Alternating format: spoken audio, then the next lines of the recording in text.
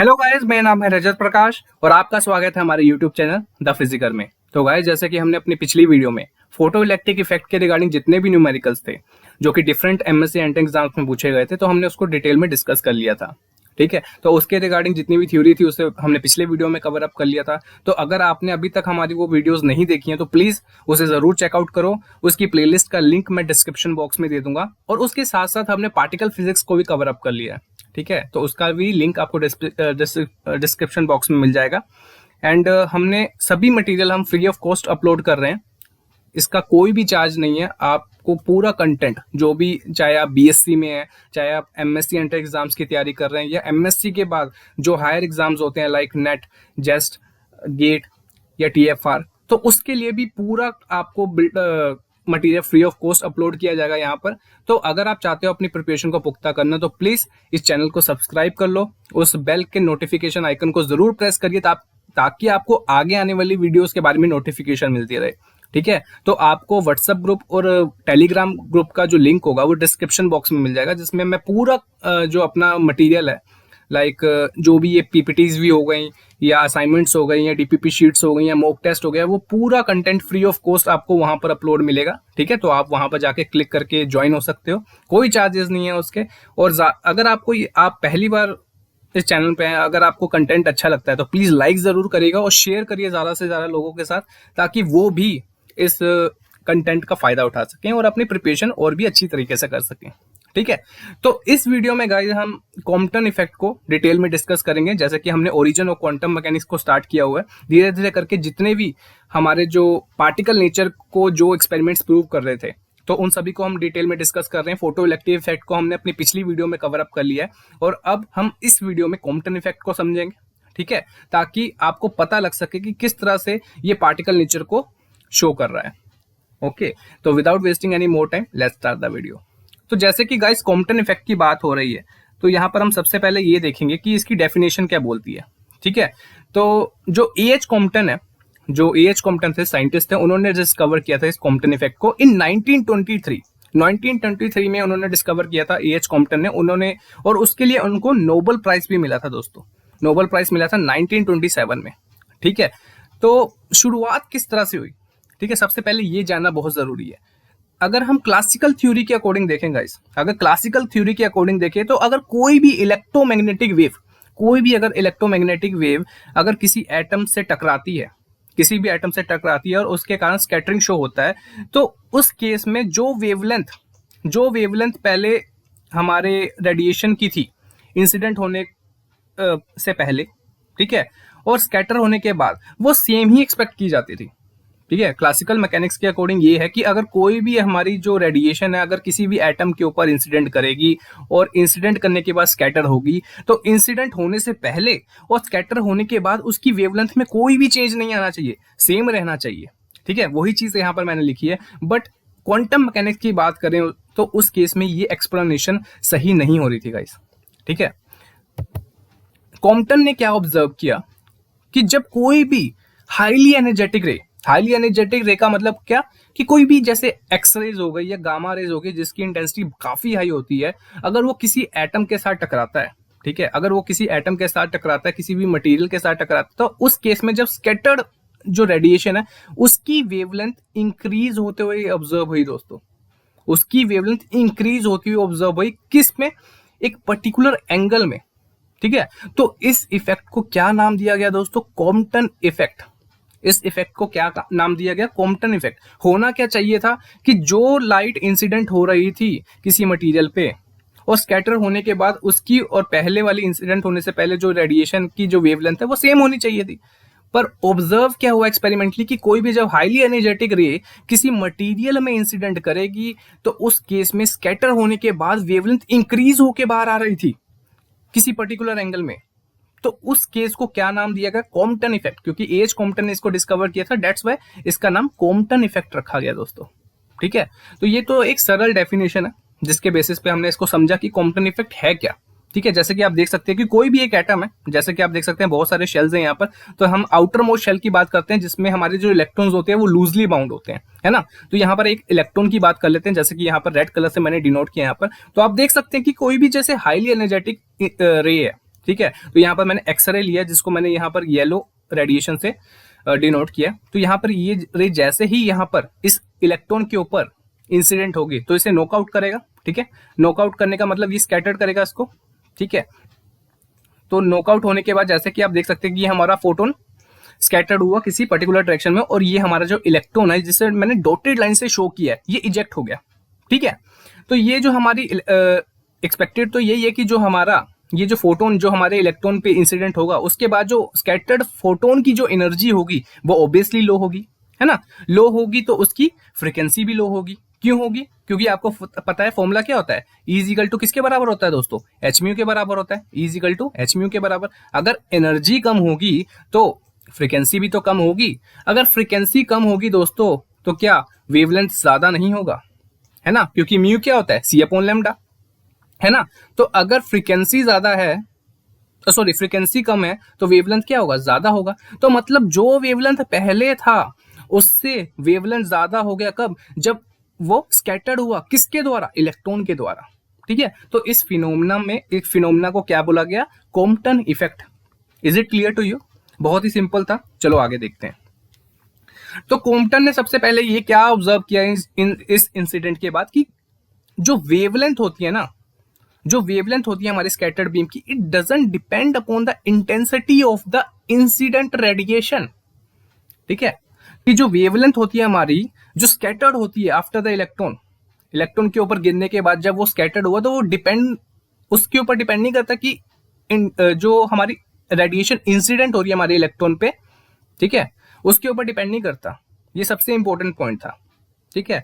वो किसके ऊपर डिपेंड करता है कि angle of scattering, it depends upon the angle of scattering and the wavelength of the incident beam, ठीक है। वो इंटेंसिटी के ऊपर डिपेंड नहीं करता, जो भी हमारा रेडिएशन इंसिडेंट हो रहा है वो किसके ऊपर डिपेंड कर रहा है कि किस एंगल से वो स्कैटर्ड हो रहा है, किसके ऊपर डिपेंड कर रहा है कि किस एंगल से वो स्कैटर्ड हो रहा है और उस इंसिडेंट बीम की वेवलेंथ क्या है। सबसे इंपॉर्टेंट पॉइंट तो यही है, ठीक है। तो ये जो दो चीजें हैं कॉम्पटन ने ऑब्जर्व की कि वो एक तो इंटेंसिटी के ऊपर डिपेंड नहीं करता, वो किसके ऊपर डिपेंड करता है, किस एंगल से वो स्कैटर हो रहा है और उस इंसिडेंट बीम की वेवलेंथ क्या है। Is it clear to you? बहुत ही सिंपल था।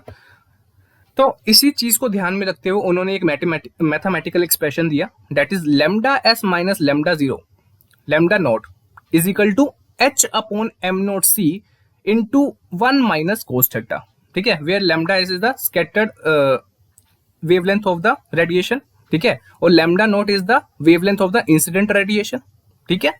H is the Planck constant, M not is the rest mass and C is the velocity of light and theta जिस एंगल में वो स्कैटर्ड हुआ है, ठीक है। तो ये सारी चीजों को मैंने यहाँ पर मेंशन भी कर दिया। Theta is the angle eight which the radiation scattered, M not is the rest mass of the electron, क्योंकि इलेक्ट्रॉन की बात हो रही है, क्योंकि हाईली एनर्जेटिक जो हमारी एक्सरे बीम है या गामा बीम है वो किसके ऊपर इंसिडेंट हो रही है, इलेक्ट्रॉन के ऊपर, ठीक है।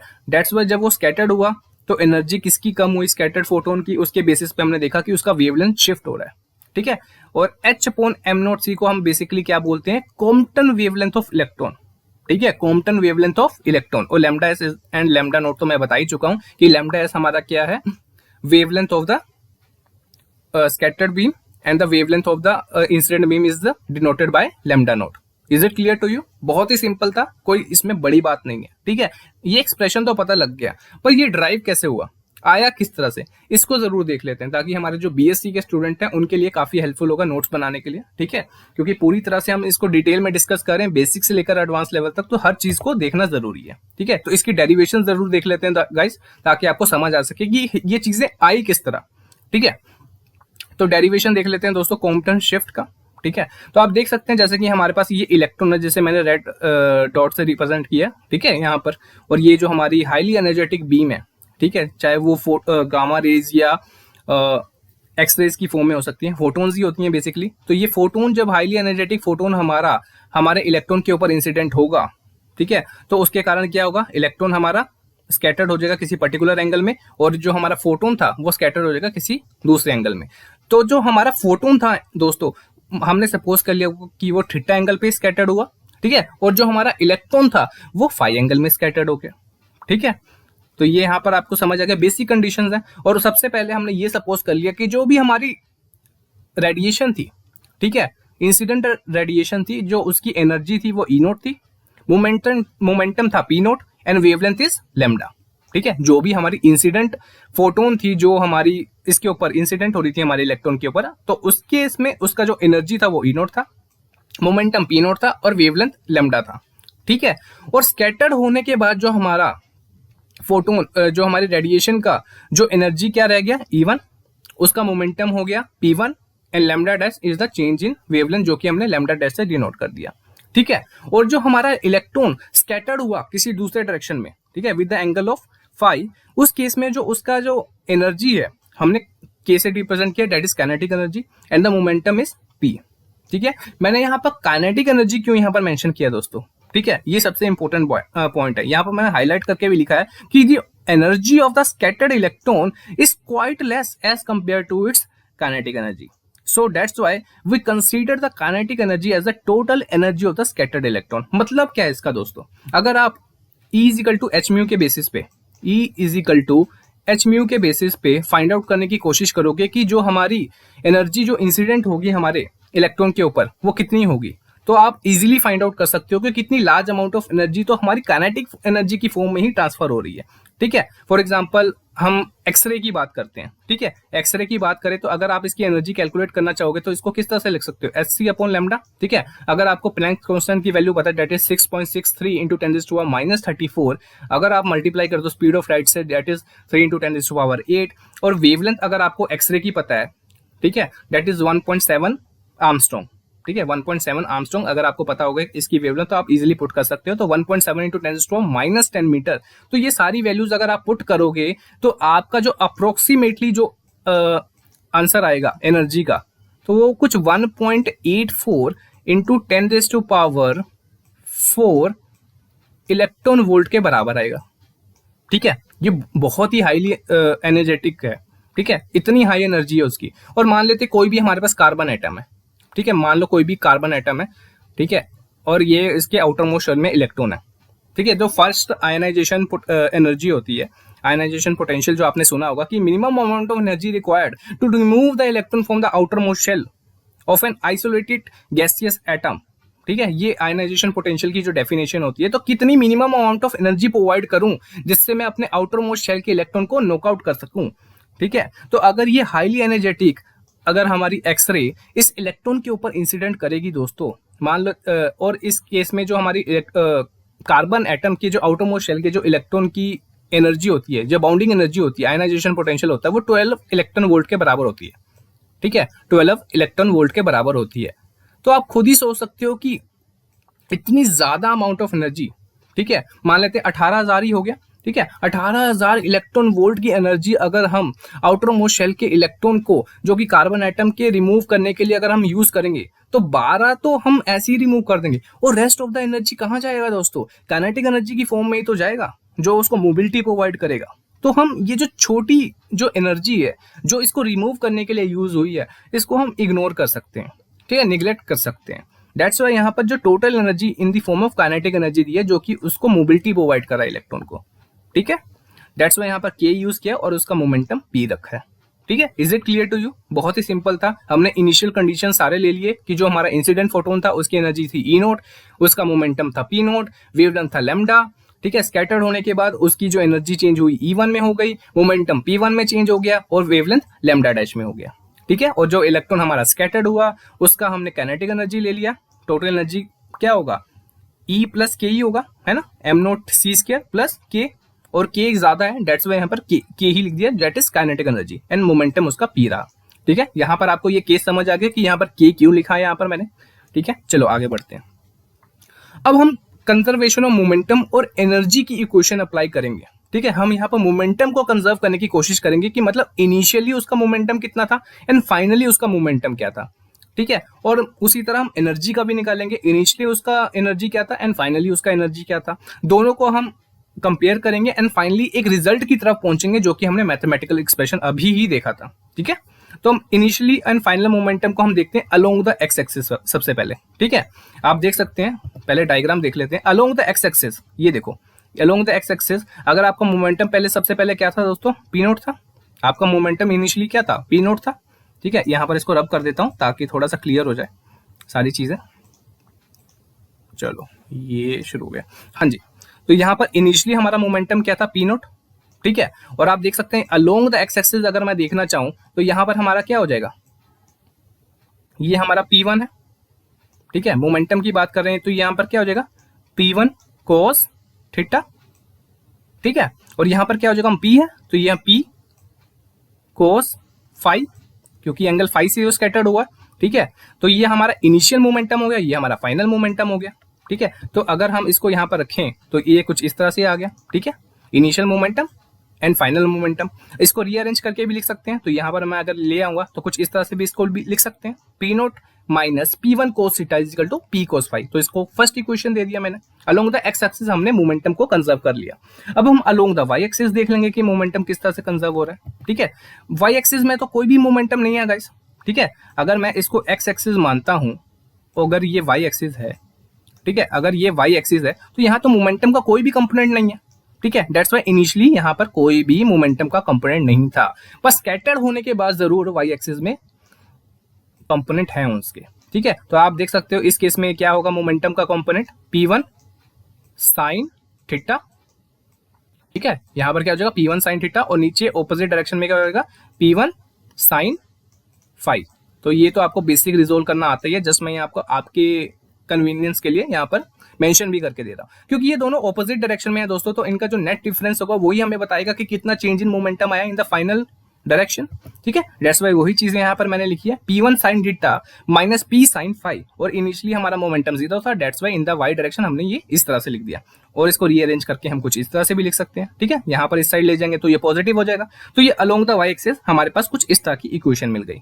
ओके, तो ये जो दो इक्वेशन थी दोस्तों, फर्स्ट एंड सेकंड, अब क्या करेंगे, हम इन दोनों की स्केयरिंग कर देंगे।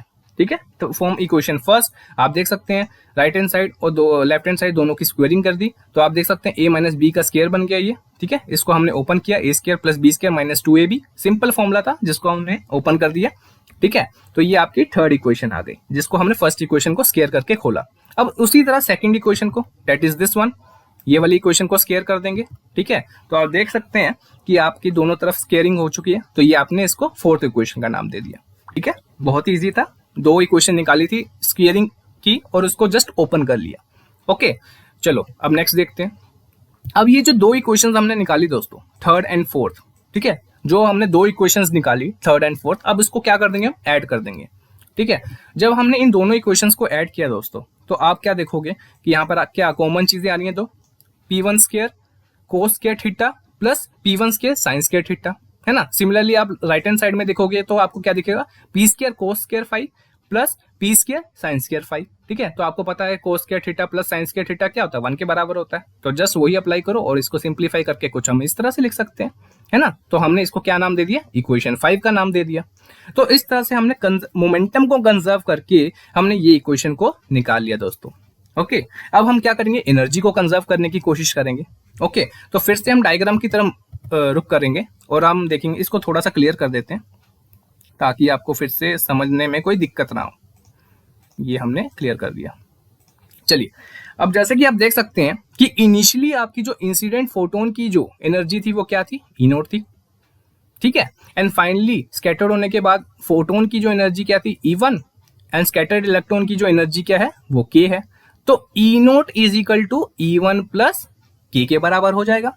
ठीक है, initial is equal to final energy, तो वही तो हमने किया, है ना। E not is equal to E1 plus K, simple चीज है, बस हम बेसिक फिजिक्स को यहाँ पर अप्लाई करने की कोशिश करें, कोई भी रफ मेथड नहीं यहाँ अप्लाई कर रहे हैं। ठीक है, तो उसके बाद हमने क्या किया कि इसको रीअरेंज किया दोस्तों। ठीक है, E1 को इस साइड पे ले गए, तो E not minus E1 is equal to K के बराबर आ गया। ओके, और जैसे कि पता है दोस्तों आपको कि P इजिकल टू किसके बराबर होता है, H अपॉन लैम्डा के बराबर होता है। ठीक है, ये आपको डी ब्रोगली वेवलेंथ के अकॉर्डिंग तो पता ही है, लैम्डा is equal to H upon MV, तो हम MV को क्या लिखते हैं, P लिखते हैं, है ना। तो आपको अगर मैं म्यू से दोनों तरफ न्यूमरेटर और डिनोमिनेटर में डिवाइड मल्टीप्लाई कर दूं, ठीक है, या म्यू से सॉरी ये मल्टीप्लाई कर दूं न्यूमरेटर डिनोमिनेटर में, तो एच म्यू किसके बराबर होता है दोस्तों, ई के बराबर होता है। और लैम्डा म्यू किसके बराबर होता है दोस्तों, लैम्डा म्यू का मल्टीपल किसके बराबर होता है, सी के बराबर होता है। Mu is equal to C upon lambda, है ना। म्यू इज इक्वल टू किसके बराबर होता है, सी अपॉन लैम्डा के तो बराबर होता है। तो अगर आप इसका मल्टीपल करोगे तो वो सी के बराबर हो गया। तो P is equal to E upon C के बराबर होता है। तो इस तरह से हम E इजिकल टू CP लिख सकते हैं दोस्तों, है ना। तो एनर्जी ऑफ फोटोन को हम क्या लिख सकते हैं, E इजिकल टू CP। तो यही चीज यहाँ पर की है। तो यहाँ पर E नोट है तो यहाँ पर P नोट लगा दिया, E1 है तो यहाँ पर P1 लगा दिया, C तो सेम ही रहेगा दोनों के केस में, है ना। तो यहाँ पर C P नोट लग गया, यहाँ पर आप देख सकते हैं इसी को यूज करके, और C P1 लग गया, ठीक है। C को कॉमन लिया और left hand right hand side में हम ले गए, तो हमारे पास जो सिक्स्थ इक्वेशन बन गई by using the conservation of total energy, तो कुछ इस तरह से बन गई P not minus P1 is equal to K upon C, जिसको हमने सिक्स्थ इक्वेशन का नाम दिया। Is it clear to you. हमने मोमेंटम को यूज करके कंजर्व करके ये फिफ्थ इक्वेशन निकाली, और एनर्जी को कंजर्व करके ये सिक्स्थ इक्वेशन निकाली, ठीक है। तो दो चीजें हमें फाइंड आउट हो गई। जैसे कि आपको पता है दोस्तों, आइंस्टाइन रिलेटिविस्टिक इक्वेशन, उसको यूज करते हुए हम मोमेंटम और रेस्ट मास के बीच में एक रिलेशन बिल्डअप करेंगे। क्योंकि जैसे कि आपको पता है कि जब हमारा इलेक्ट्रॉन नॉकआउट हुआ, ठीक है, इलेक्ट्रॉन नॉकआउट हुआ, तो वो हाईली एनर्जेटिक था, मतलब इन the form of kinetic energy, बहुत ही ज्यादा मोबिलिटी उसने गेन की। तो कोई रिलेटिविस्टिक चेंजेस भी आएंगे उसके अंदर, ठीक है। तो मोमेंटम और रेस्ट मास के बीच में रिलेशन बिल्डअप करने के लिए हम आइंस्टाइन रिलेटिविस्टिक मास इक्वेशन का यूज करेंगे दोस्तों, ठीक है। जो कि आपको पता है E square is equal to P square C square plus M naught square C4 के बराबर होता है। ये आपने पढ़ रखा होगा, ठीक है। तो टोटल एनर्जी आपको इलेक्ट्रॉन की पता है क्या थी, K plus M not C square, है ना। जैसे कि मैंने बोला था, जो E हमने इग्नोर कर दिया था शुरू में, तो हम अब यहाँ पर ऐड कर रहे हैं, इंक्लूड भी कर रहे हैं, ठीक है। तो वो हमने छोड़ा नहीं था, जस्ट वहां पर इक्वेशन को सिंप्लीफाई करने के लिए वहां पर इग्नोर कर दिया था। पर आफ्टर द कोलिजन, क्योंकि वो काइनेटिक एनर्जी के साथ उसकी एनर्जी भी तो होगी, जिसके कारण वो minimum amount of energy provide की थी, तो एम नॉट सी स्क्वायर के फॉर्म में वो अवेलेबल था, पर मैक्सिमम अमाउंट ऑफ एनर्जी वो काइनेटिक एनर्जी के फॉर्म में ट्रांसफर हो गया था। दैट्स वाई हमने उसको वहीं पर मेंशन किया था। तो टोटल एनर्जी जो हमारी हो गई इलेक्ट्रॉन की, वो क्या है, K plus M not C square, ठीक है। बाकी सारी इक्वेशन सेम रहेगी, जस्ट हमने E की वैल्यू यहाँ पर पुट कर दी। हमने खोल दिया इसको, A प्लस बी का स्क्वायर, दैट इज क्या आ गया, A square plus B square plus 2AB, ठीक है। बाकी सारी चीजें राइट हैंड साइड की एज इट इज रहेंगी, ठीक है। आप देख सकते हैं M naught square C4 cut गया, M naught square C4 cut गया, ठीक है। तो आपके पास क्या बच गया दोस्तों, K square plus 2K M not C square is equal to P square C square के बराबर हो गया।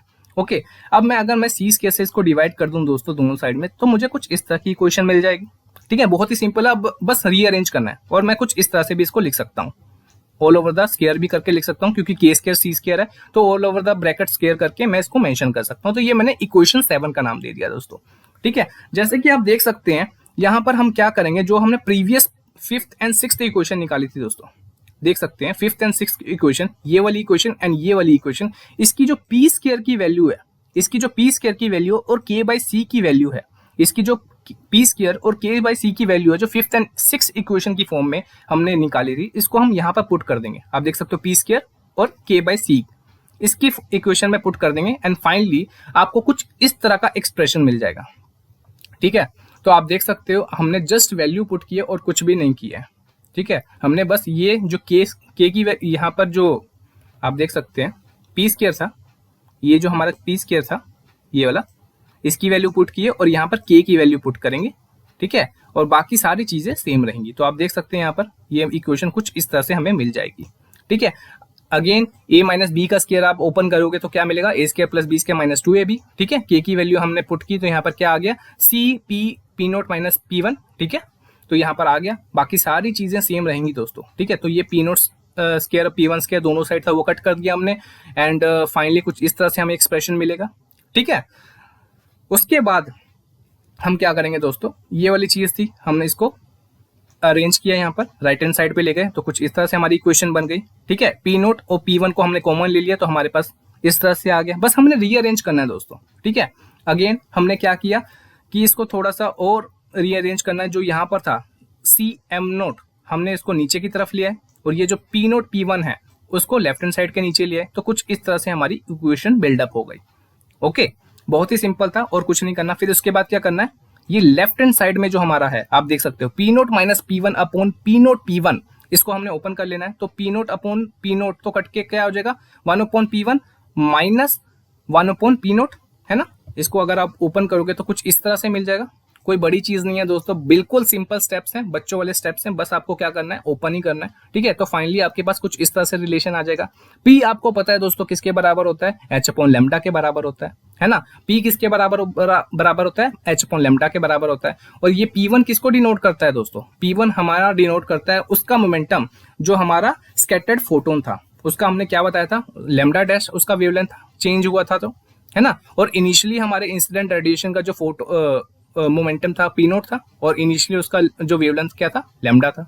अगर आप फिगर देखोगे, फिगर दिखा देते हैं आपको एक बार ताकि आपको कोई कंफ्यूजन ही ना रहे, ठीक है। उसका मोमेंटम क्या था इनिशियली, पी नोट, और वेवलेंथ क्या था, लैम्डा, ठीक है। स्कैटर होने के बाद उसका मोमेंटम क्या था, P1, और उसका वेवलेंथ क्या था, लैम्डा डैश। तो उसको ही जस्ट यहाँ पर पुट किया P is equal to H upon lambda के फॉर्म में, ठीक है। बहुत ही सिंपल था, सरल था, उसी के बेसिस पे यहाँ पर रख दिया, ठीक है। यहाँ से हमने h को कॉमन लिया दोस्तों, न्यूमरेटर की तरफ ले गए on the right hand side, जैसे कि आप देख सकते हैं। तो हमारे पास क्या बचा, lambda dash minus lambda is equal to H upon M not C 1 minus cos theta, ठीक है। तो लैम्डा डैश माइनस लैम्डा को हम किस तरह से रिप्रेजेंट कर सकते हैं, चेंज इन वेवलेंथ, है ना।